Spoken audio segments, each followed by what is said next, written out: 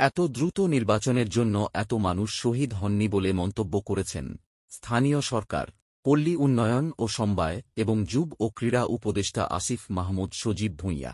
আজ ২৫ ডিসেম্বর বুধবার ঠাকুরগাঁওয়ের বালিয়াডাঙ্গি উপজেলা পরিষদ হলরুমে শীতার্তদের শীতবস্ত্র বিতরণের সময় তিনি আরও বলেন, আমাদের এক দফা ছিল ফ্যাসিবাদী ব্যবস্থার বিলুপ্তি, অর্থাৎ এক দফার বাস্তবায়ন বলতে আমরা মনে করি সংস্কার কার্যক্রম অত্যন্ত গুরুত্বপূর্ণ।